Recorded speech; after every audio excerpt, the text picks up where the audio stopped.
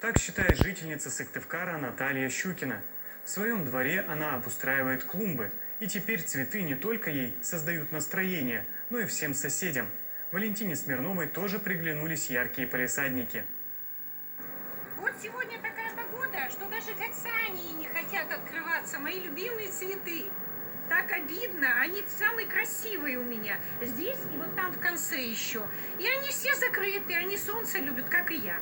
Впрочем, ощущение такое, что в любимчиках у Натальи Щукиной каждый цветочек, что растет на клумбах. От скромницы ромашки, солнечных бархатцев, неприхотливых анютиных глазок до царственных лилий.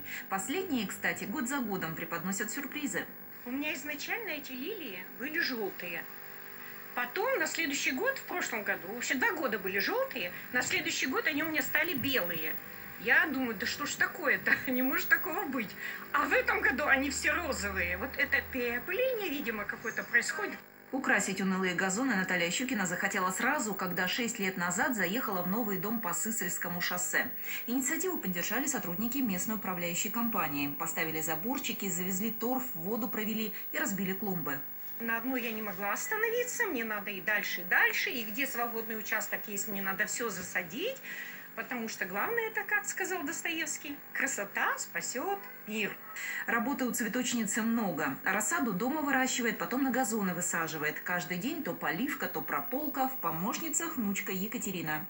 Периодически я тоже, конечно, присоединяюсь, поливаю, но не так прям часто. Конечно же, поддерживаю все начинания бабушки. И, конечно же, потрясающе, когда у человека есть некая отдушина, он вдохновляется, вдохновляет других людей, создает такую красоту и атмосферу возле своего дома. Глаз радуется и душа ликует от ярких красок в палисаднике, признаются соседи. Ведь здесь с ранней весны и до поздней осени многоцветие и благолепие. Очень хорошо, когда есть соседи, которые так следят за нашим участком, пополняются цветы, такая красота. Работой Натальи Петровны радуемся и восхищаемся, сколько у нее силы, чтобы этим заниматься.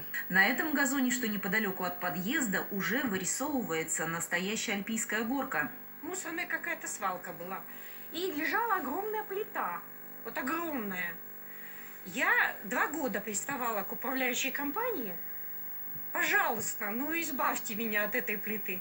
Они ее убрали, и вот за 2 года мы сделали такую горку.